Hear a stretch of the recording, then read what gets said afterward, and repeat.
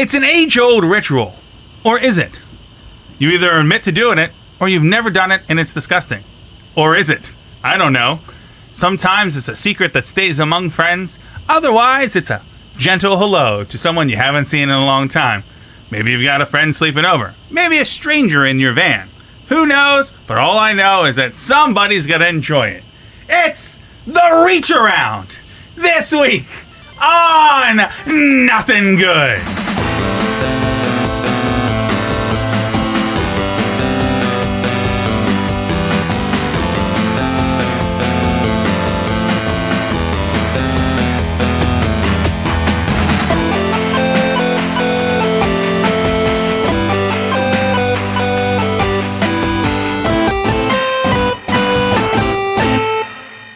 Well, we're here for another episode of Nothing Good, Season 2. I'm really excited to be here. Listen, I got to tell you, I've been getting some really good feedback over the last episode or so. You know, the Season 2, I'm feeling good about it. How are you guys feeling about this season so far? I feel like Season 2's got some legs. We got a little bit of energy going here. I feel like there's feels good. infinite I think there's infinite possibilities with Season 2. Nice callback.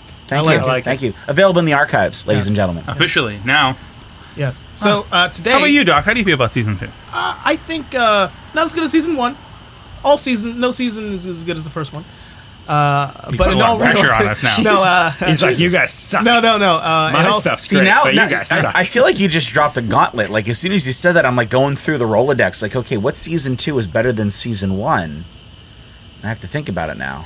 In all seriousness, I'm really having a good time, as always, and I get to sit around with some of my closest friends and bullshit about things that I enjoy, and some things that I don't really enjoy. But all the same, it's a good time. Bad Boys 2. Hey, you're right. And the best part about that is, the best part, and listeners, if you've been on this ride with us all this time, sorry. And also, you'll know that the best part about covering Bad Boys 2 was that I don't have to do it ever again. That's one and done. Yeah, one and done. Over again. Never fucking again. I'm never watching that film again. I'm not going to breathe the fucking same air as anybody who watches that movie ever again if I don't have to. So next week, Bad Boys 3. Bad Boys 3. It's not old enough. I was hoping we were going to do Bad Boys 2 Part 2. Part 2. Bad Boys 2.5 with extra chase scenes on a bridge. What year did Bad Boys 1 come out again? 97? No, it was 95. It was before Independence Day. It was 95. So it was 95, yeah. Okay, so 1995 was a good year. A lot of good movies and music came out. You know what came out 2 years after 1995? What? The Color and the Shape of the Foo Fighters. He brought it in. I thought he was going to mention Halloween Havoc. What? No. Someone says it's still going on. Foo Fighters. That's what we're talking about today. It is still going on. Still Monster Truck. There is a tear. Oh my god. Where we are downstairs in the basement once again, and are still talking about Halloween Havoc. Our one and only 3-parter episode. Never again. Let's hope not. But you know what, though? Brutal. October's coming faster than you think, guys. Fucking Yeti. I cannot fucking wait. That's gonna be. It's gonna be. Well, because Jeff and I were not a part of the first Halloween Havoc. You're lucky for that. Actually. No, we're gonna do Halloween Havoc Redux, where we get to go ahead and chime in on our thoughts, and then bring it all back. Where some say it will continue. Yeah, where they're still on top of that roof, monster trucking. You know what though? You said consider yourself lucky that they weren't. And for most of that pay-per-view being absolute abysmal horseshit, I would agree with you. But still, I invite anyone to watch that Sting, Flair, and versus the Horseman match. Yes. That was if all the good things of WCW in one spot, that was it. And it was like the shining oasis in the desert of what the fuck is this? Yeah. Pre-Yeti rape. Pre-Yeti rape. Pre-Hogan sex sandwich.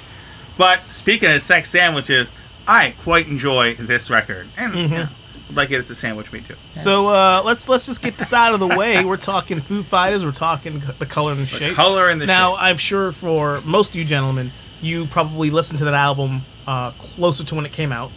I would assume. I heard songs from it, right? Like, and I don't think I was still at that point where I was going up and hearing the song and then just immediately buying the record. You were pretty young for that still. Yeah, but I eventually owned the CD.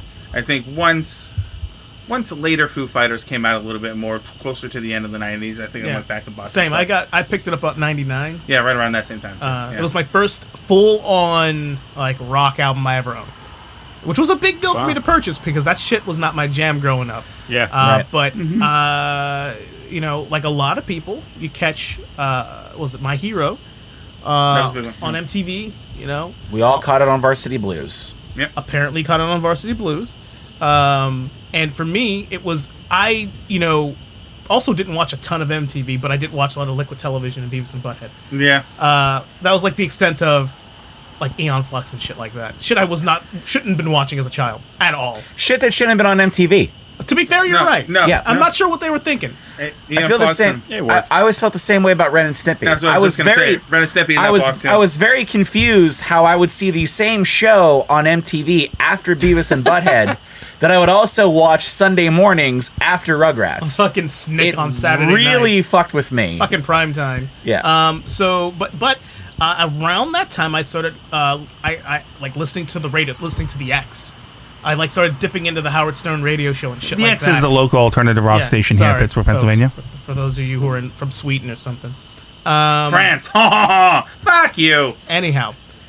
So like I discovered the Foo Fighters, and really the only reason I bought the album was My Hero. It was like, this song is pretty fucking cool, and the name of the band is probably the coolest name for any band I've ever heard in my fucking life. The fucking Foo Fighters. It's like Food Fighters, but without the D. Yeah. You know, I don't want to reuse a joke that's been used a bunch of times, but have we all seen the inaugural episode of Space Ghost Coast to Coast? Like the very first episode? The very first episode? I'm sure I have. Because his guest is Dave Grohl from Foo Fighters, and he asks him the question that we've all wanted to ask. So, Foo Fighters, are you the fighters for or against Foo? And Dave Grohl does not answer the question, and I'm grateful for it. But another the world will never know. Another day we should have a really serious sidebar about Space Ghost Coast to Coast, because that shit was fire. I fucking love that show. Oh my god, it makes me think of you every time I think about Space Ghost. It absolutely makes me think of that era of Adult Swim. Makes me think of Vandergrift. Why? Well, so like for me, I'm so curious about this. Yeah. So I wasn't really as into Adult Swim before I met Jeff, because Jeff introduced me to a certain meatball. Yeah, for sure. Meatwad on Aqua Teen Hunger Force. So, and that was really, other than knowing like Family Guy, I never really paid any attention to anything that was really going on Adult Swim until Jeff introduced me to Aqua Teen. And then that just opened up a whole world. So I don't just really associate Space Ghost or Aqua Teen with you. Outside of Family Guy, I associate all Adult Swim all kids with, out of the pool, Jeff Vandergrift. Yeah. No, see, I would agree. Previous to meeting Vandergrift, I watched a lot of Adult Swim and watched Space Ghost, Coast to Coast, and The Bragg Show, and home movies. C-Lab 2021. C-Lab, I fucking adored C-Lab with all my heart. But it was, and I felt like I was in this little bubble of liking Adult Swim and the music that was in the bumpers for Adult Swim, and I never had a kindred spirit who liked it as much as I did, and then I met Vandergrift. And Vandergrift liked it more, and he like opened it. He was like, "Oh yeah, that was MF Doom. That's a Danger Doom record there." And it was like, so now I equate all of that early Adult Swim with finding the kindred spirit who liked that era there. So yes, to this point where if I think of it as an adult, especially that drier Adult Swim stuff, you know what I mean? That's my favorite. Mm-hmm. Well, see, and I'm going to wax a little philosophical here, because this is actually a big part of my character development in life. Is that I always liked that kind of shit, but the people around me from, say, age 16 up to about age 19 or 20 before I met you, they didn't like that kind of shit. Mm-hmm. Everybody was into sports. That was like the big thing. You know, at 11:30 at night on a Sunday, I'm watching fucking West Coast baseball games. And then, like, I meet Jeff, and then I meet you, Noah. And then, you know, Jones, we didn't really have those kind of conversations early on about that. But, like, I started to find people that were like, well, shit, these guys are pretty fucking cool. No, I thought you were on speed. Yeah, it happens. This is before I ever had really like caffeine too. Can you imagine that? There was no, when you met an early Noah Brown, there was no way to describe it. There was no reason for it. There was nothing causing it. It just existed. It just was. And if you It was a whole thing. if you understand what I'm saying, then you fucking have met Noah Brown. But like, I ended up meeting these people that had the same fucking interests that I did. And it gave me an opportunity to really open myself back up to that world and realize it's fucking okay to watch the cartoon at 12 o'clock at night on Adult Swim. Oh, yeah. That it's really fucking cool to watch the cartoon at 12 o'clock on Adult Swim. And as weird as it is, there's a whole bunch of other people that fucking get it. Yep. And in my again, as I say, my character development in life, that really allowed me to feel more comfortable. We always had this thing when we were growing up where there was Dave O'Mac, there's the persona. And the persona always had to show up. It was that kind of stuff that made me feel okay to be Dave again. To kind of let that stuff come out. So Nice. I definitely owe that to these gentlemen sitting across from me here at That's this table. pretty awesome. Yeah. That's pretty nice. I dope. appreciate Yeah. that early Adult Swim Yeah. stuff. Super good. But that's what I think of when I think of the name of Foo Fighters. To bring it back around. Let's get I think it about back, baby. Space Full Ghost, the circle. first Listen, episode. I Right. need to stop. I stopped name dropping Space Ghost because this is some serious shit. Yeah. We could get into Some of the some We're funniest gonna- shit I've ever seen on just random yeah. TV. Oh my God. So let's add that to the So list. Listen, fucking good. last episode, I didn't have an opportunity to go down a fucking rabbit hole, so you better believe I'm going to fucking double down on Double this up on one. it 'cause you're too busy getting your mind blown I by was too- Otherworld. Jesus Christ, the fucking story, like VH1 storytellers sitting here watching you guys talk about that game was just amazing. Well, now here we are. Speaking of VH1 storytellers, talking about Foo Fighters and what wasn't their first record, but it's the most important.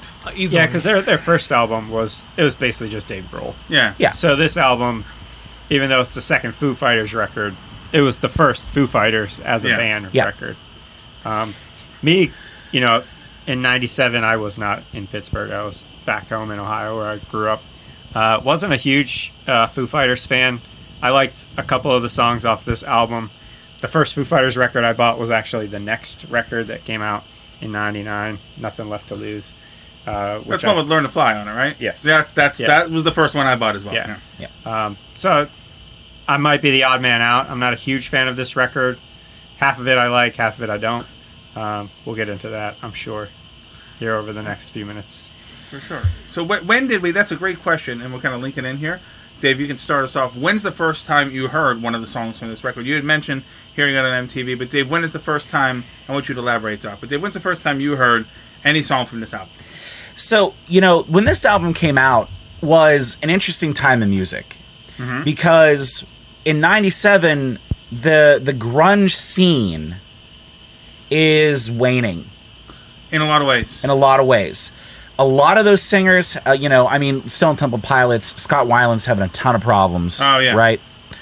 Music is transitioning, things getting a lot more poppy. And I was thinking about this on my drive. New metal was rising. New metal is rising. There's a big shift in music. And I remember, I'm thinking, okay, so 1997, when this came out, what was I listening to? Because it wasn't Foo Fighters. I thought it was a little weird. It's like, all right, well, here's so Noah, please don't take offense to this. I fucking love setups like that. Give me that shit. Get it. I had this weird thing. So, fucking Dave Grohl, here's the drummer from Nirvana. First off, what's the drummer? This is my mindset here in 1997, right? Not knowing my fucking ass from a hole in the ground, right? What is the drummer from Nirvana doing playing guitar and singing? That's not what drummers do. Fuck this band. Big Me, fun video, won a lot of MTV Video Music Awards. Kind of alright, not, but who's this fucking guy who can't grow a fucking mustache or beard to save his life? And I say that because I look at you, Noah, and I think of you as a young Dave Grohl. Okay. And that appearance where just the inability of not being able to grow facial hair. The incomplete mustache. Because for Monkey Wrench, there's a lot of extreme close-ups on his mouth when he's on the fucking microphone and everything. Temper, and there's this 5 fucking hairs there. And I'm like, fuck this band, right? I'm gonna go ahead and listen to Matchbox 20. I know. Like I said, I didn't know my ass from a hole in the ground. Weird flex. But Okay. continue. Listen, I didn't say it wasn't going to be a weird flex. I'm just telling you what was going on at the time, right? So I was probably, because this was really my first time discovering music. Yeah. Discovering music on my own. I had a lot of influence from my family, especially my brother. And my brother is a huge fucking 80s hair metal guy, you know, Anthrax, Megadeth, Metallica, I was Def like Leppard. proper metal, not just not proper, like right. Poison, Skid Row. But My like actual, brother didn't really go down towards, you know, Nirvana and Pearl Jam and Stone Temple Pilots and everything. So the grunge scene was kind of like, I'm not going to say it was like forbidden in the house, but it was kind of like a little bit looked down on. It's like, what do these fucking guys think they are, right? So, you know, when I started discovering music on my own, because I'm in middle school around this point in time and everything, and starting to listen to shit that wasn't mine, and it's like, all right, you know, I'm digging Matchbox 20. I'm really digging Goo Goo Dolls. They're still kind of more rock at that point They in were. time and stuff. They hadn't gone full Right. your mom's favorite band yet. No, they Yeah. weren't. They definitely weren't at that point. You know, Iris hadn't come out yet. But so I always listened to the singles because that's what you heard when you listened to the again 105.9, the X, the alternative radio station here in Pittsburgh. So I really didn't actually buy this album, and probably until like the mid 2000s. When I started to realize that there's a whole lot of really great shit that came out in the 90s that I had something against. So, but again, I'll go back to, it was probably, I'm just drew a blank on what I was saying. It was Monkey Wrench. Was really kind of the first one from this album that I kind of really got into. That person agrees yeah, too. too, yeah. Yeah. They're all about it. Didn't realize we were live streaming this one. Yeah. But like I just remember that this album, from at least from my previous experience with them, was getting heavier. Yeah. It was definitely, it was not really as necessarily poppy as some of the stuff I heard from them before, but there was a lot of great guitar in this. And this was one around the time that, as I started getting into Foo Fighters, is when I started playing guitar. Yeah. Because there's some of their songs that I learned to play on the guitar and everything, and that kind of got me back into them. Yeah, and they were trying to find their sound, one, and how to not sound like the guy from Nirvana, right? That's it. They did it. There's a few points in this record where Seattle shows up in a big way. Yeah. Right, but it's not the songs that you first think of when you come to your head. Jeff, when's the first time you heard this? I think it was probably Monkey Wrench. Yeah. I think that was the first single off this album. I've heard Everlong a lot more times, but Monkey Wrench was the first one that I really remember. And what really stuck out is in the last minute and a half of the song, when he starts screaming and he doesn't take a breath for like a straight minute. Yeah. And every time, last like, thing before how the fuck does he do that? yeah. And I still try to do it every time it comes on in the Yeah. car, and I still don't. I can't. Just pass out behind the wheel. I know the words. Sir, why but did I you gotta have this take a break. accident? Monkey Wrench. And the One last thing before I quit. Get it. Just at a red light, and he's fucking heads on the horn, and it's blaring, and there's a cop on the thing Yeah, knocking. like, well, that's Sir, are you I quit. I still okay? remember every single word you said and all the shit.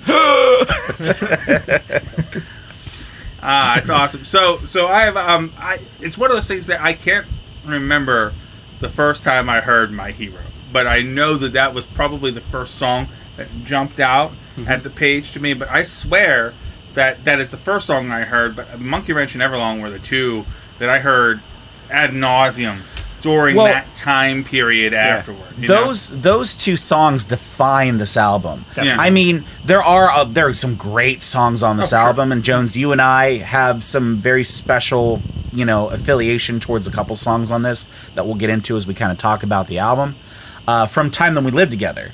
But like when you look back at the album, those two songs just are far and above. They jump out as like a time and a They place. really jump out in that case. I also think you think what the Foo Fighters, the direction they took later in '99, right, with Learn to Fly and all that stuff, that almost kind of like in that party rock. And I think about the movies that were coming out at that time, like all the teen party movies that were happening, and that style of rock was all over the place, right? Yeah. And so Everlong and Monkey Wrench fit in well with that vibe, the road trip, and all the other stuff that's going on. Yeah, and if you look at how they've evolved since then, and how they've sort of matured as they've gotten absolutely older, have. Oh my god, Yeah. it's same but different. Like but it's a newer sound, a more mature sound, Well, which is why I like the newer Yeah. albums better than the old albums. I would agree with that as completely. well. Yeah. Well, and how fucking wild is it that you're the drummer on probably the greatest song that has probably come out in the last, 40 years? Yeah, it smells like Teen Spirit. Smells Like Teen Spirit. And, tragically, your friend, depending on your viewpoint, committed suicide, right? And you're left. What do you do? And not only what do you do, how do you do it so it's not like what you were just doing? You did it. And how do you figure that out? Because I think now, especially when you look back on Foo Fighters and Dave Grohl's place in rock and roll, there aren't a lot of bands nowadays that are just pure rock and roll bands. Rock and roll has definitely taken a back seat Oh, God. in the last for 20 years. it years. has. For years. He's the last one. Since that early 2000s push when you had bands like Linkin Park and Godsmack and Papa Roach Godsmack. and listen, man, They that were a first thing for a album, time. They first were. album slaps. That They first were a thing. Godsmack, he just They're wants fucking everybody to. great He want, live. yeah, Oh, they yeah. are. The drum solo. Oh yeah. Oh, yeah. Yeah, that drum solo outdid that Metallica concert. It did. But to think how you have to find your place in that world and what that pressure would have to look like, and then you fucking did it. I'll tell you And how not you do only, it. yeah, good, Vision. yeah, That's it. You have vision. You know what you're trying to do. That's Yeah, it. and I mean, Oh, yeah. to rebound from what happened to Kurt Cobain, I mean, look what happened to Chris Novoselic. He packed up his shit and went home He did. Yeah. for years. Yeah. Only to occasionally show up at like a Hall of Fame or Yeah. here and there. No, but 100% no. And to not only do it, but to the fact that you can be the drummer for Nirvana, and now generations, not only just the generations after, but the people who lived through Nirvana do not immediately associate you with Nirvana. That's a mission accomplished. Yeah. And a job well done. And he did something that I always argue with a few people that we are mutual friends of ours, that they hate it when a band changes their sound from an album to the next, right? Which I never got, because I would much rather an artist evolve than do the same thing over and over again. Like, our dads listen to music that doesn't evolve. Van Morrison hasn't evolved, Yeah. right? Right, yeah. Like Poison Yeah, never hair metal stopped is being still hair Poison. metal. It's never right? changed. Right, but Yeah. and regardless if you when was agree the with last, it or nobody bought a Poison album after 1993. Exactly. Right? But and regardless if you agree with it or not, Metallica changed their sound like 4 times, right? And a bunch of different bands and people evolve. Dave Grohl has found the way to evolve his songwriting and his recording process, but still keep enough of that flavor and that vibe of it, which is himself, distilled enough through all of it to where you can listen to a song from The Color and the Shape, then listen to, which I think is one of the better records, period, regardless of Foo Fighters, in the 21st century, which is Concrete and Gold from the Foo Fighters. And you put that record in, and you're like, oh, that's the Foo Fighters. It's different. They've learned to play more. They do better. Taylor Hawkins was just still doing that. Like that same Dave Grohl feel that they do in every fucking Foo Fighters record, but the song content changed, and you don't really care. Talk about fucking Taylor Hawkins for a second, too, Oh, man, right? yeah. So, this guy, God fucking rest his soul, too, by Okay. the way, right? He takes over for one of probably the most influential drummers Ever. Like, Dave Grohl doesn't need Taylor Hawkins to drum on these albums. Nope. He can just go ahead and just drum it. And just loop it in, and that's it. He doesn't need Taylor Hawkins to do it, but he fucking wants Taylor Hawkins to do it. You know? So, and If one of the most influential drummers of their generation chooses you Yeah. to be their Well, drummer, Taylor then- Hawkins is like Alanis Morissette, Dave Grohl. dude, fucking that. Alanis was big. Alanis at that was time. huge. Yeah. He was at her that drummer. point. He was her Yeah, that was touring big drummer. money. She was That was big money to God, turn down. dude. In Dogma, you know that I know. shit better than anybody. No, I do know. I tell you what, that's but he chose. You it's like oughta Indiana know. Jones. He chose wisely. He chose Like, he- wisely. He yes. did. He did. So, Doc, when's the first time you heard a Foo Fighters song specifically? A Foo Fighters or song? this album. or this album? Because, Which- well, it's the same answer across the Yeah, board. yes. My Hero was Yeah. the first song, and I didn't hear Monkey Wrench, and I remember, I'm pretty confident, because it's a very specific sound. There's a very specific vibe to it, until I listened to the album. Yeah, 'Cause because I get- that Monkey Wrench came out before the album. Yeah. It was the first single before the album. Yeah, I didn't watch a ton of MTV during, back when there were videos. But My Hero. Remember that? It's not played- just ridiculousness on loop all day, every day. I have YouTube for that. I don't need fucking ridiculousness. But yeah, my hero, and I think that song's a fucking bop, and it still is. It still is. It still sounds so good, and it's got an energy to it. You know. He's ordinary. Like, I love that. Like, the song, I'm sure there's meaning behind all these songs, but the song doesn't have much depth to it. It's something to chew on, but it doesn't have to. It's a Transformers style song. Yeah, that song has been used in so many motivational videos since the late 90s. It's insane. But it's perfect for it. Yes. Whenever he gets them paid, do it. Speaking of which, that was also the song that was used in my midterm project in film school. As I did a Mary Lemieux fictitious biopic trailer, and I started with Linkin Park in Reanimation, and then transitioned right into My Hero, and then did a 2-minute thing, which one day I'll get that shit loaded to the internet. So because of that, I fucking listen to that song over and over and over again for like a whole fucking week nonstop. And I still fucking love that song. That song did not weigh down on me in any way, but over listening to it. And I just love how that, too, it just fucking opens with that drum. That's iconic. You know what you're we use the phrase iconic. Seconds. We overuse iconic today in this day and age a lot, but the beginning part of My Hero is fucking iconic. And I thought it was really ironic that is easily probably the most iconic first 5 seconds. Maybe you can make a case for Everlong, right? But the most iconic 5 seconds of a song on that record, and it's the song that they least repeated that sound and vibe of going forward in their career. Was My Hero. Like, he's like, all right, good, don't touch it, but let's do more of that drive and rock shit that we do in Monkey Wrench. Let's do that for 2 albums until we do one by one. So I'm gonna ask the question: your favorite song on the album? Perfect question.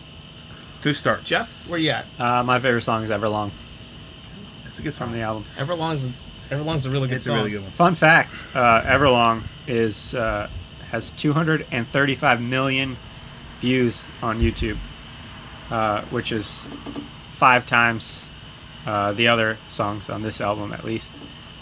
Only topped by one other Foo Fighters video, which is The Pretender, which has over 500 million. Well, Pretender's such a good song. That might have been 500 mil just from me. Honestly. We'll talk about whenever we cover it, but I missed The Pretender when it came out. Like, I somehow I'm actually impressed. Was in my own world enough to not hear The Pretender until the girl I was seeing at the time was like, I was in her car with her, and she's like, played the song, and I'm like, what fucking song is this? It's been out for like a year. She's like, it's the Foo Fighters, The Pretender, and I was like, because it was like, and I'm like, oh my god. Yeah. And I only heard it that one time for like another 6 months, and I always thought the lyric was, one of these things is not like the other. Listen, you're not alone. No. You are not alone. It was brother. fucking awesome. It was awesome. Yeah, that's a great fucking And song. I'll hop in here next. I have a strange favorite song in this. I love See You. Softer side. These favorite bills are marked return to sender. Whatever, how it goes. I love it. I'll save the matter for myself. I love it. And also, it's to me like a spiritual successor to Hey Johnny Park. The only thing I'll ask of you. And it's like it does the same line like 6 songs afterward. But I like it. It's the one that I'm always like, I still to this day will walk around my house and sing that part of the song. I'm going to put this out here. I don't want to cut you off. You can keep going. But I think it's important before we get too far into the psyche that is Noah Brown. That is my second favorite song on the album. That fucking song. If Hey Johnny Park, which is my favorite song of all time and on this album, but if that song did not exist on that album, fuck. See You. There's something about it. Because I did write a couple little things about it because I thought it was, you listen to it, it's a bop. You know, it's got a different little bumpy vibe to it. It doesn't sound like anything else on the album. But then you stop and you listen to the lyrics a little more. And while though the tone and the beat is very upbeat, it sounds very hopeful. The lyrics aren't. No. There is some. I'm curious what the inspiration was for that. Like, what was he going through, or somebody in the band maybe going through? Well, wasn't he going through a divorce? Was that what it was? I think the entire album is like his sort of therapy session. That would make sense. Yeah, no. The way I like about it is it does stand out on an album that's frankly very good. I think it's got like that whole unique vibe, and to me, everything else is very even Everlong, like I get the vibe of them in a recording studio and them layering this song, and I'm standing behind the console and they're like, all right, no, we should record the drum part so that when Everlong's guitar comes in with the hi-hats, right? This to me very much reeks of Dave Grohl sitting with his guitar in his lap, sitting on the amp, like just playing these chords and having that medley. And I think it is in the melody, and it being like a snapshot of him in that instance, which I think is, and it's again art for the artist's sake. I think that's why this song, absolutely. So "See You" is my absolute favorite song on this album. It's like there's some other ones that are up there, right? Again, if "See You" wasn't there, we'd be off to the races, right? It's really hard not to say Everlong is a fucking killer song. You know, Everlong is like not even in. I have a top 3, and while although "See You" is number 2 and number 3, if I always forget the fucking name, I like it so much. Hey, Johnny Park's overrated. What you think about that, Jones? Up in Arms. Up in Arms is my third favorite in this album. Very nice. Like, and he just took a shot at you, and he swung back around. I didn't say anything. I actually was going to move my seat. I didn't hear. I just heard you say something snarky, and I know you did, but I don't know what you said. I don't know if I'll get the opportunity to say it again, but to add one more thing about Everlong, though, and I have said this. Fun small side story. My wife Marielle was teaching music lessons and stuff for a long time, and she still does occasionally. But she had a songwriting class filled with a bunch of 13-year-old girls, and she asked me to come in and go over these girls for a day. And so basically, I spent this hour-long class telling these girls about Led Zeppelin. But I said the important thing about a song is also, if you want people to listen to it, is you have to give them a line that they can say to themselves outside of the song that makes you go, God damn, like fuck. And the line I used, which is still one of my all-time favorite, most badass lines in any song, is in Everlong, and that's "Breathe out so I can breathe you in." Like, that is fucking badass. Like that is the idea of attraction and like just obsession in 12 words. Beautiful. Like that. So I got to give Everlong that credit on that one. Max, what's your favorite? My favorite. Oh God. I think it's. I do think it's. Hey, Johnny Park. I do. Really? It's badass. I just it because like. So, as we're talking about Everlong, right? And I respect the shit out of that song. I don't know that that's necessarily like one of my favorite songs off the album. It's very different alternative rock song. It's probably one of the more pure alternative rock songs on the album. It is. If alternative rock was a thing. Yeah. Because a lot of this is a rock album, in my opinion. But that's one of that is definitely, I think, a pure alt rock song. And in fact, as I was kind of pulling this up when you guys were talking, 1059 The X does a top 420 list each. They've been doing this the last 3 years. Top 420 songs as voted by you, the fans, right? Of alt rock in the 90s, right? Just the 90s. Everlong was number 10. That's awesome. Of the top 420. That's pretty fucking cool. And I'm pretty sure that's like the only song in the top like 20 that wasn't necessarily either Nirvana, Pearl Jam, Soundgarden, Stone Temple Pilots, Green Day. You know, that's pretty much, rinse and repeat there, right? Mm-hmm.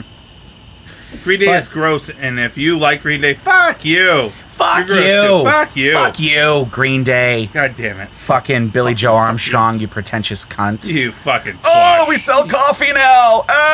Fuck you.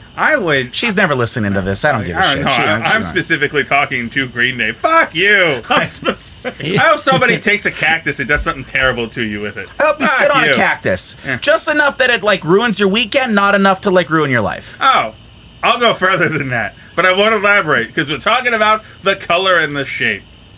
Well, goddamn. So, yeah, but kind of going back to what I was saying is that I think it's easy to look at My Hero, which I think is probably the best song off the album. Yeah, it's one of those anthem songs, right? And you going off like the big hits from it, but fucking Hey Johnny Park is so good. That guitar riff. that goes into that song and everything is just awesome. And you know what, Jones? I attribute that song to you. Oh, 100%. That is That a song is- Herb yeah, Jones. There are songs that I attribute to people in my life. You'd think it might be a Linkin Park song or something like that, but no, it is "Hey Johnny Park." Not only just because you really kind of like introduced that song to me. You're like, Mac, this fucking song off the Color and the Shape. You gotta just listen to it. But like, we played that song in Rock Band when that got downloaded so many times. Yeah. That got on the playlist. Yeah. That and Learn to Fly, obviously. Oh, wow. Oh, no, man. Well, no. on the fly, Jesus Christ! I can't tell how many times we played that. But there fucking song. was that whole, and of course, I would be really remiss if we were talking about this album and also talking about Rock Band to not mention to our dear sweet listener Aaron Steinberg, a devoted listener, might I add. devoted how nice. listener.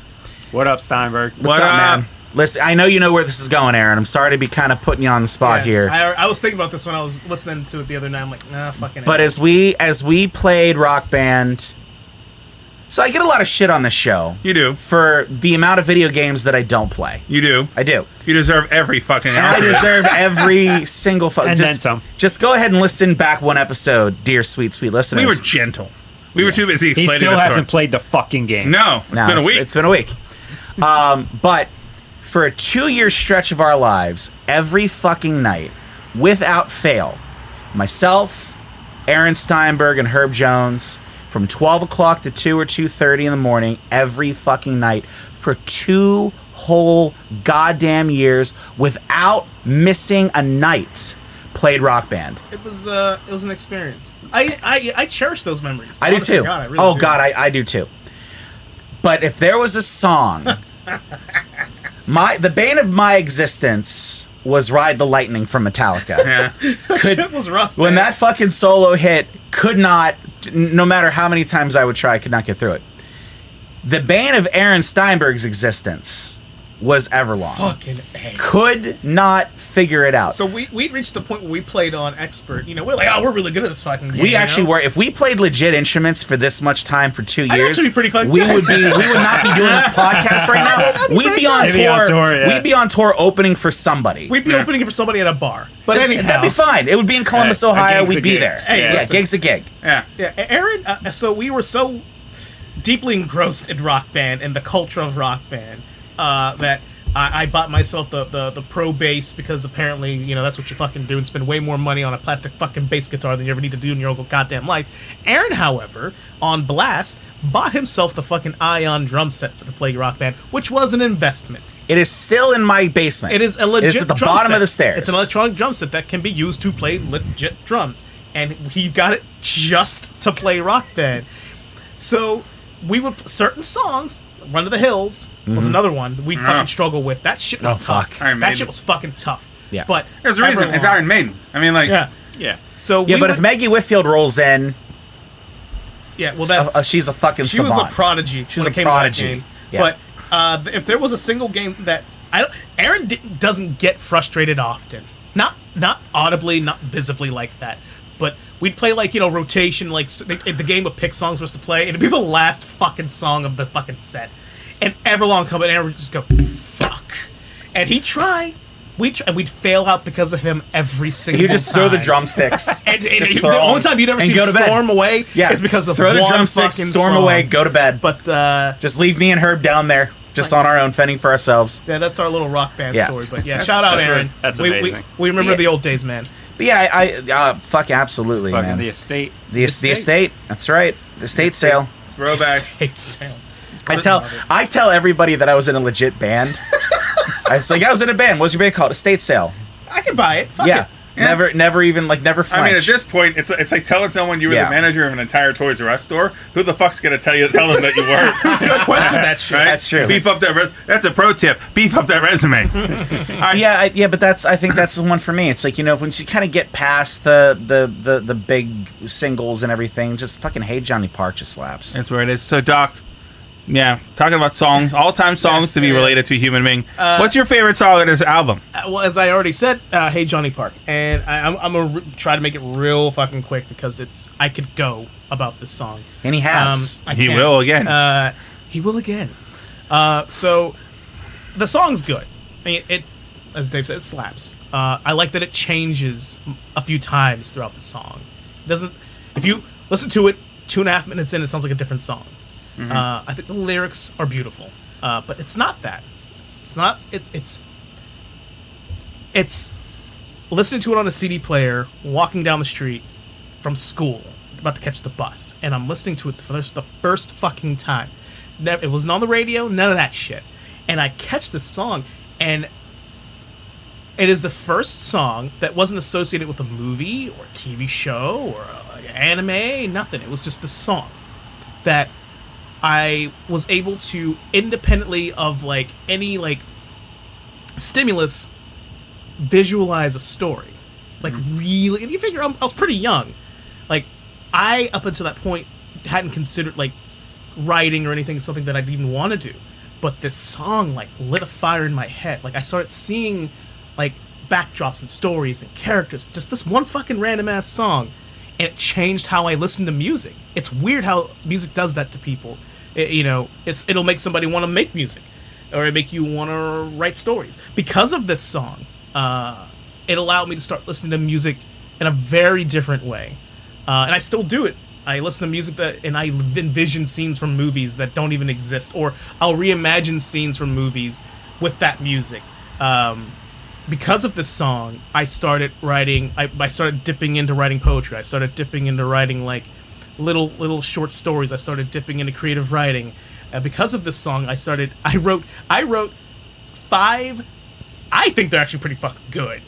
Star Wars fanfics that are somewhere on the Force.net that none of you motherfuckers will ever see or read, but they're out there. Oh, we're gonna go find it now. I with that. Is that under a pseudonym or is that under Herb Jones? I couldn't even tell you what email or whatever it is now. But well, why don't you just a long time? Why don't you just stop? Wait a minute. Everyone stop. Don't pressure him. So why don't you just tell us in detail what one of those might be called? I can tell you the story of one at least. All I right. can't remember Chef, get your notebook ready and write this stuff down. No, please proceed. We're recording. I wrote a short. Yeah. I wrote a short.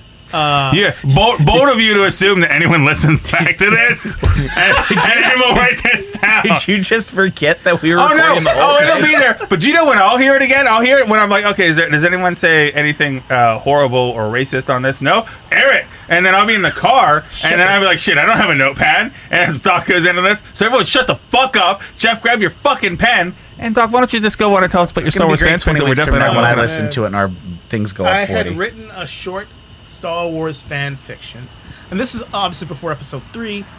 I wrote this. Was it about sand? No. Okay. And this is I wrote this one. What's my favorite one? Before episode 2, I think. And maybe it was after episode 2. I can't remember anymore. But it was real early. I was still in high school, so it had to have been before episode 2. Anyhow, I wrote a story of, because it was like the big thing was like, how did Vader become Vader, right? No one really knew yet. That was like the big draw. We ain't got there yet, yeah. Right? But like episode 1 had come out, the story had begun. So we were like, okay, where are we going with this? So every little writer in the fucking world was like swirling their minds about, how does he become who he is? So I didn't write about that. I wrote about the after effects of it, right? I wrote about how, in my mind, that Anakin fought Obi-Wan, right? And in a moment of like weakness, like, so Anakin's hanging off like a ledge or some shit. I'm trying to paraphrase this at this point. And he's like has a moment where he realizes his transgressions were terrible. It's too late for him, and Obi-Wan forgives him in that moment and tries to reach for him. And as he's reaching for him, Anakin's force pushed off of that ledge to certain doom. Mm-hmm. He comes to, thinking that Obi-Wan had done that to him.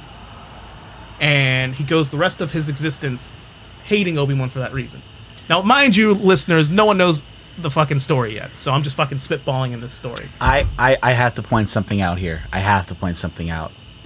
In your story, you mean to tell me... I know what he's going to say. I'd like to see this. I know what he's going to say. Dave's injured, so he's just plodding around. It's been a while. He's pulled his pants out. And he's a scooch back. This is great audio content. Listening. It's ASMR. Obi-Wan had the high ground. Mm-hmm. Yeah. It was always meant to be. Yeah. Always meant to be. variables and constants and variables. So anyhow, after he comes to in like some medvac situation, and Obi-Wan's there, and he tries to like talk to him, and Anakin wants nothing of it, and Obi-Wan leaves him, like fuck you, basically, you are whoever you are, thinking that this is just what he is. He's going to be like a handicapped, scarred victim who's on like an iron lung, Handy capable. Yeah, Keep going. Years later, as he is now Darth Vader, and thank you, I appreciate that. He's trying to give me a dat first. Vader he's like walking through the Emperor's fucking like museum of like Sith relics and shit, and he comes across a lightsaber hilt that belonged to his former master that he had murdered, and he goes to reach it. He had never seen it before, and he didn't realize that Sidious was nearby, and he force pushes him out of the way, like, you don't touch that, And in that moment, Vader recognized that feeling, that force, that he remembered it from all those years prior, that it was not Obi-Wan who'd done it, but it was this motherfucker. It was all this time, it was him. And then he kills him. Vader kills the Emperor. I like it. Well, what I want to do, though, is I'm going to ask you to write this following thing down. As listening to you enthrall me with that, I realized, ladies and gentlemen, I just realized what our special we can't get together to record, so Noah has to do something on his own again. I'm going to find those fucking things, and I'm going to do the audiobook of HerbJonesForce.net. We'll do them together. Oh, absolutely. Absolutely. That's good. You have unwrittenly written the content for season 2 years ago. We're going to fucking do it. Yeah, so Johnny Park was it was a catalyst for my creative life. Which, considering I don't do anything writing involved anymore outside of medical documentation, tells you that it worked out well. But because of that song, it was just really instrumental to me. So it holds a very special place in my soul. So, and Johnny Park is a real person. I don't know if you guys know the backstory. I don't know. Not at all. But it was Dave Grohl's childhood friend from like 6 to 12, and then they moved away and lost touch. So he created this song as a way to reach back out to Johnny Park, hoping that he would hear it. That's pretty cool. That's really cool. And it's fun. It just makes the song even more amazing to me. I just knew the backstory. Johnny Park's like, no, hey, fuck you, Dave Grohl. I still remember that. That's way better than Phil Collins writing a song about a camp counselor. Or watching somebody watch somebody drown. Yeah. Exactly. Yeah. So, or anything from the Brother Bear soundtrack. Yeah. So I did not list "Hey Johnny Park" as my favorite track, but I did list it as my sleeper track on this album because that fucking guitar riff. It's good. Oh yeah, it's that guitar so intro, and my favorite part of the whole song It's is that when we hit into like the chorusy flange of the drum roll at the end, like about the 3-minute mark. So it becomes a different song again. It's a great song. Excuse me. Yeah, I'd say my sleeper hit is February Star. That is my sleeper fucking song. That's my jam. That's my sleeper fucking song. That's right too. there. That song is so good. So good. And it's one of those things that, listening back to this, it's one of those songs that if you're doing your own personal Foo Fighters playlist, you throw it on there and you don't forget about it, etc. But you're listening to this album, by the time you get to February Star, you've already gone through a better album than most people's entire albums, and you're just past the halfway mark. And then you get there and you're like, ah! So yeah, it's a great song. It's subtle where it's subtle. It's still Dave Grohl being Dave Grohl. That's my sleeper hit. Doc, what's your sleeper? The funny thing is, it's not even I don't have one technically. Don't be upset about it. But it's less about. Up in Arms is my sleeper, but it's also like one of my favorite songs on the album. But it's like when I was younger, I didn't like it. I just didn't like it. And then as I got older, and you listen to an album a billion fucking times, I'm gonna put a seed out here to see if you guys understand this. You know what the song reminds me of, and it always kind of has. Not the beginning where it's like real slow, blah blah blah. Mm-hmm. It's when it picks up the second half of the song. You know what it sounds like? You know what it makes me think of? Scooby-Doo. Think about it for a second. That the way it just picks up. Yeah. It's a very like imagine them running from the fucking monster, you know, like It's just the hallway where they're just going through the room. It sounds like a song that would be in a Scooby-Doo movie or a Scooby-Doo cartoon, and I love that shit. But that's It probably would have been in a Scooby-Doo with Freddie Prinze Jr. if they could have fit it in there. Yeah. Yeah, it's like it's like about, what 52 seconds in, and then like 100. It's like a minute and 40 seconds of just Scooby-Doo goodness. They should do a middle-aged Scooby-Doo movie. Like if they brought all of them back for Scooby-Doo 3, everybody would go fucking see that movie. We actually haven't gotten a chance for Noah to be a horn dog yet in season 2. So now's the time that we've mentioned the adult Scooby-Doo movie, because let me tell you... Is it Daphne or is it Velma? Oh, it's Linda Cardellini. But every fucking ounce of my body, it's Linda Cardellini. And Linda Cardellini, who plays Velma, has aged so fucking well. And the fact that she's like in Green Book, and I didn't know she was in Green Book, and here I am expected to see like this, the story about unlikely friends and growth in a time period where it wasn't acceptable. Then Linda Cardellini goes in. Now I got to deal with this shit the whole time. The whole time. Listeners at home, no, just pointed at his dick. Right at Yes, his belly. right about Like, it. just Two hands. Two hands. Two hands at my Because you dick. always do 2 hands. Yeah. Well, one is like accusatory, like look at my dick, and that's not fun. 2 hands is like, hey, look at what I'm bringing to you now. May I go down my second sidebar of the episode real Please. quick? Please as we're do. talking about 2 hands at your dick. Yes. The very first thing I ever worked on professionally, ever, I was a location manager for the show Eliminate back in like 2004. Mm-hmm. And they were using my swimming pool that I was managing, so I got to kind of like do the show and everything and work on it that night and stuff.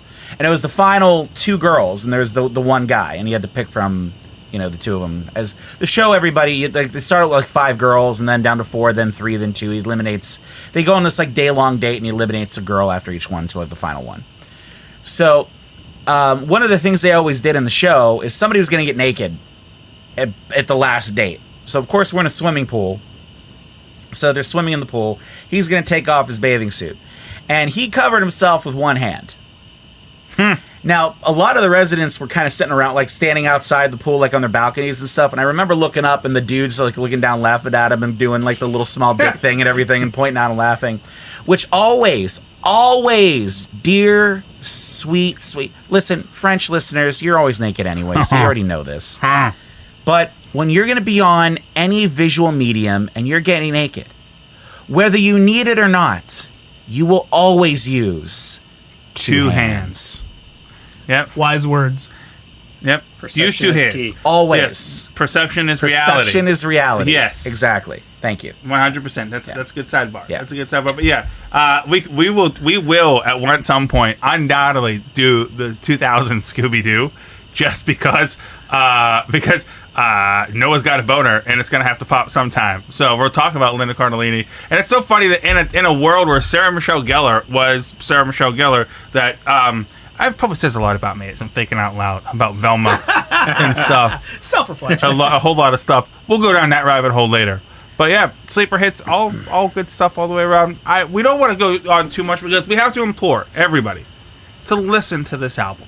Yes. I mean, this is a crucial album from a crucial time in music. There's a reason why the Foo Fighters are like the only real rock band left, and they've been doing it for years. And it's the only rock band that somebody who who liked rock before the Foo Fighters will still go out and see them now, because they are all things rock. They're heavy, they're emotional, but you can also have fun listening to it. And this album has all of that.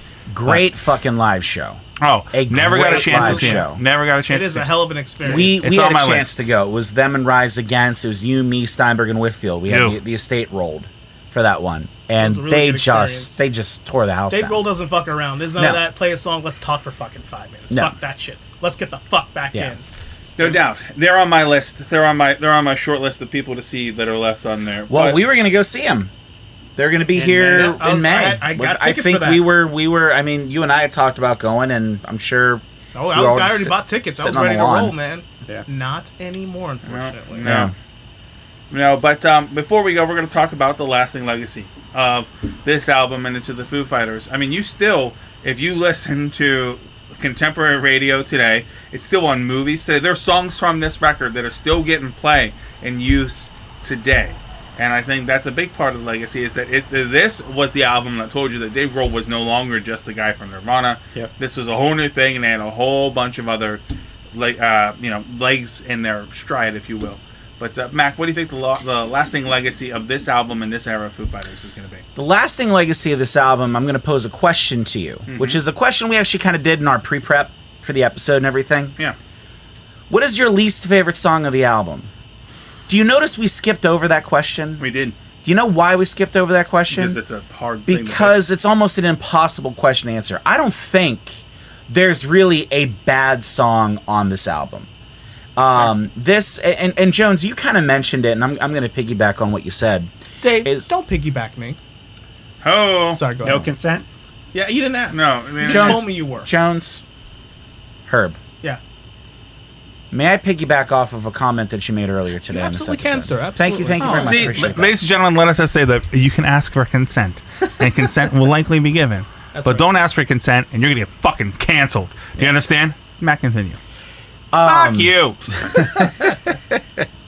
I think the lasting legacy of this is that this album, I think, just like you said, it grew with you.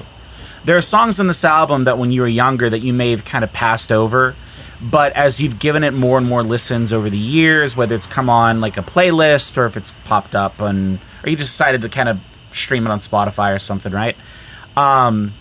That there's songs on this album that you probably wouldn't have liked before, but you really, really grew to appreciate now. Yes. And I think that's kind of how I feel about this, is that there are songs on this album that I would not have given probably the time of day to maybe when I was younger. Mm-hmm. But, as I purchased the album, as I listened to the album, as Jones, because I attribute this album to you. I really do. Because you really encouraged me to purchase it. Like, Mac, you got to listen to this album. There's way more than just My Hero on it and Monkey Wrench and Everlong and shit. You got to listen to this Johnny Park. You got to listen to this February Stars. You got to go ahead and listen to... let's see here. Holy shit, Dave. I know, I'm sorry. I'm just pulling up my notes and everything. I'm gonna buy you some time by telling you everybody. Noah's gonna piggyback off of you. Oh, I'm gonna piggyback. I'm not asking for consent. No. And you're lucky that I don't invite a couple of friends over and I'll piggyback you one after the other. Walking after you. Walking after you. That's another great fucking song. There's songs that you just that grow with you in this album. And I think that's my lasting legacy. Fuck all of you guys. He said invite some friends over and piggyback off of you. Good old train of piggybacks. Oink, oink, motherfucker. I don't fucking even care anymore. Goddamn. I think that's my lasting legacy, is that this album, there are songs on this album that grow with you as you've grown and matured as an adult, and I just think it's a great fucking album. By the way, you asked me a question rhetorically, but I had an answer. It's My Poor Brain is my least favorite song on this album. That's what I wrote down, too. Yeah. That song is fucking all over the place. It is. He doesn't know what he messy. wants. He's like, fuck it, we need 4 more minutes of something. Let me just go yell. Yeah. Yeah, for sure. Yeah, for me, the lasting legacy, we mentioned it, that, this album in particular cemented Dave Grohl as not just the guy from Nirvana, but fucking Dave Grohl, the legend. And if anybody has a chance to read and or listen to the book that he put out last year, it's called Storyteller, Tales of Life and Music. It's the memoirs of Dave Grohl. He does the audiobook himself. Fucking phenomenal. I definitely check that out. Yeah. And just kind of going with what you said too, Jeff. Dave Grohl, I think, where rock and roll's concerned, since 1995, I think Foo Fighters and Linkin Park were probably the two, I think, in my opinion, that have carried the mantle. There's going to be an entire generation of people that look back on this era, and rock and roll is Dave Grohl. Yeah. And Dave Grohl is rock and roll. He epitomizes it, and he's super fucking humble about it. He doesn't have like that big rock star ego, even though he's like one of the biggest rock stars on the planet. I mean, 10 albums later, they're one of the biggest bands to come out of the rock scene, to come out of grunge and evolve from grunge to what they are today. They've sort of gotten better with age. Last year, they were inducted into the Rock and Roll Hall of Fame. First year eligibility, first year inducted. They're right there, yeah. So that there's definitely a big place on the mantle for Foo Fighters, and we'll see where they go now, not having a drummer with the untimely passing of Taylor Hawkins. But we'll see what happens. You know, they got a lot of places to go in a lot of ways. Yep. Doc, lasting legacy of this album in that era of the Foo Fighters. All right, so I think it's two parts, and it's a short two-parter. My Hero is the legacy of this album. Yeah. And, you know, you guys have said it. Jeff said it. I mean, it's been in movies. It's in motivational speaking tracks. I mean, it's student films. It is The Color and the Shape. It is James I mean, Vanderbeek. God, what does he say? Let's. Fuck that movie. We got a opportunity to go out there and play like gods. I don't want your life. Let's go be heroes. But so yeah, I think that as much as I like other songs on this album way more than My Hero, but that's not to say that My Hero is a bad song. I think My Hero is the legacy ultimately of this album. But of Foo Fighters in general, I've said this to Dave who knows how many times. I'm sure I've said it to you, Noah, more than once. Jeff, I may have said this to you, and I've felt this way for over a decade plus at this point, that the Foo Fighters are the last great American rock band. That's it. Period. No like doubt. there is nothing. So going to see them live was such an important thing to me because they're a pure rock band. Mm-hmm. There's no frills. There's no extra little shit they do. There's no DJ. Not that there's anything wrong with that, obviously. But they are a rock band. Period. They don't try to be anything else. No, and they again, you know, like, you know, Jeff was saying, they don't come across as pricks. They don't come across as wasting your money. The show they put on was amazing, and it was worth every second of it. The drive, the wait, the expensive drinks and food was worth every red cent of it. But I think ultimately Foo Fighters, I mean, their legacy is that they are rock, and they will continue to be. Even if they don't make another album, you know, they will always be rock and roll. And that's pretty fucking cool. That we can live in a time that we may be witnessing the end of rock and roll. Witness the last big push of it and the end of it. It's very possible that Taylor Hawkins... Man. It's very possible that if they don't ever play again, that the rock and roll dies with the Foo Fighters. Yeah, very possible. I think that's pretty interesting. I don't think rock and roll will ever die. I mean, there are some really good bands out there right now that maybe don't get quite the. I mean, Greta Van Fleet is very good. I'm a big fan of Royal Blood. Royal Blood is good. Royal Blood, I think, is really good. I will say this. How about this? Let me. Rock and roll will never die. Sure, nothing will ever really truly die. But who will take the mantle of the great American rock band? Well, that's the thing. I will add on to that. Right, we don't know, but I do feel confident that as time has told us that if the mantle still exists, someone will rise to it. Now they won't. They may not be. They may be a pretender, but eventually someone will fill. If you had asked in 1998 when we were seeing the decline of grunge, the death of hair metal was done, and nu metal was rising, who would be the number one rock band in the world to replace the mantle when like a Pearl Jam or Stone Temple Pilots had finally bit the dust? You would not have said Foo Fighters until this album. Oh, maybe. And then when All My Life came out, and the subsequent albums after that, you're like, oh my God, there it is. Yeah, it's Foo Fighters. But who knew? Because I would even say, as we have documented on this podcast, I'm a huge Muse fan, right? But I don't consider them a rock band. They're not.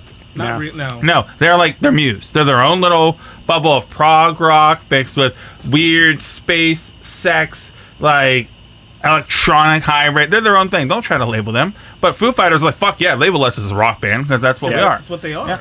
Yeah. Out of the 10 plus albums, what's everybody's favorite Foo Fighters album? I got to go Concrete and Gold, just because I love it. And I think it's the one that I listened to it, not by accident, but wasn't expecting much.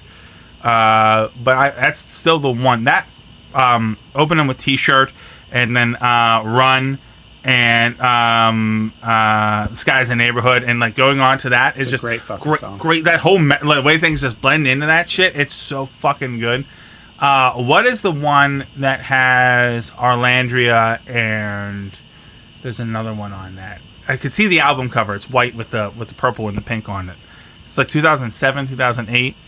That vicinity. But damn, One by One is a fucking awesome album. Like, it's all good. But I would personally say Concrete. Doc. It's Color and the Shape. That's it. Mac.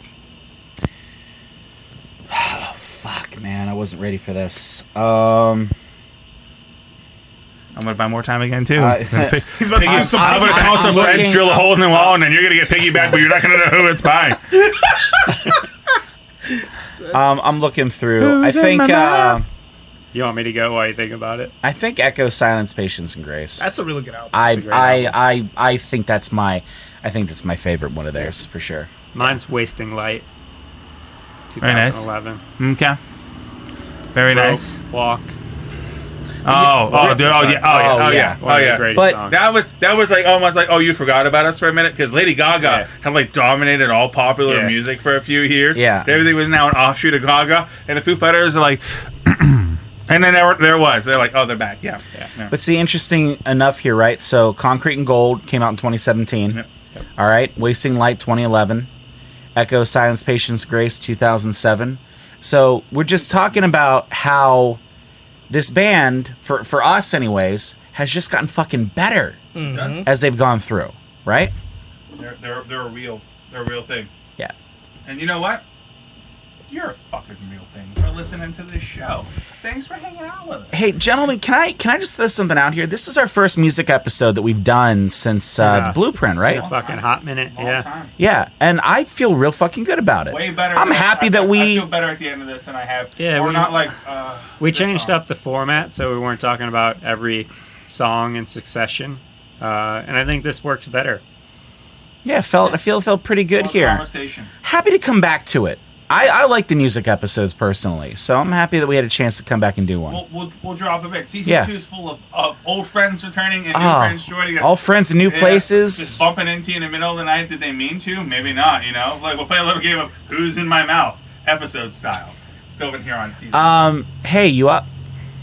Hey, you up? You up? Remind me sometime to tell our listeners about the time I catfished at Cracker Barrel by beginning, hey girl, you up? And I went into a whole thing about putting my dumplings in their mouth and this whole thing. Guys, there's no exaggeration to this. This is 100% true, and we all lived it. Yeah, it was there. I remember. Cracker Barrel knows. I remember.